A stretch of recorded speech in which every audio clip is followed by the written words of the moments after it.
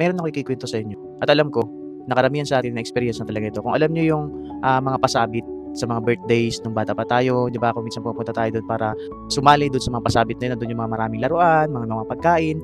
Tapos everytime na meron talagang ganun, tuwang-tuwa tayo. Gaya nga nung bata ako nun naalala ko, meron akong gustong-gustong laruan dun, yung yoyo kasi nga yung bata kami hindi kami masyadong nabibilhan ng laruan gawa nga ng mahirap sa buhay.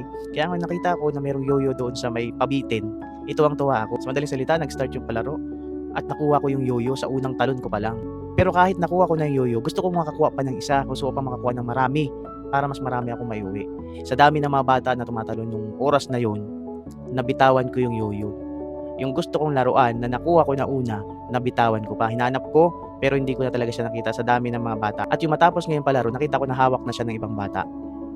Alam mo kung minsan sa buhay natin, pwede natin i-apply yung mga ganitong pangyayari. Kasi nga, kung minsan, nakuha na natin yung pangarap natin, nandiyan na yung trabaho natin na pinapangarap natin, pero tinitake for granted natin lahat. Akala natin nandiyan lang yan, nakala natin hindi magbabago yan, pero pwede siyang mawala pala anytime pag hindi natin siya inaalagaan. Pag hindi natin pinapahalagahan yung mga bagay na dating nagpasaya sa atin, dating nakatulong sa atin, pwedeng mawala anytime.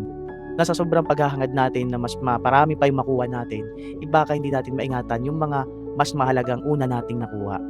Kahit sa mga negosyo, napakaimportante nito. Yung mga tao, yung team na pinagkakatiwalaan mo, una pa lang, yung mga taong tumulong sa'yo, yung mga taong nandyan pag may problema ka, nandyan para solusyonan ng sama-sama yung mga problema mo, huwag mo silang bibitawan. Kasi pag binitawan mo sila, ibabalik ka na naman sa simula. Kapag halimbawa nakuha nyo na yung mga trabaho nyo na gusto nyo, meron na rin kayong team na pinagkakatiwalaan nyo, ingatan nyo sila. Kahit dumating pa yung ibang opportunities, dumating pa yung ibang tao, mas mahalaga pa din kung sino yung mga taong unang nagtiwala sa'yo, unang naniwala sa kung anong kaya mong gawin.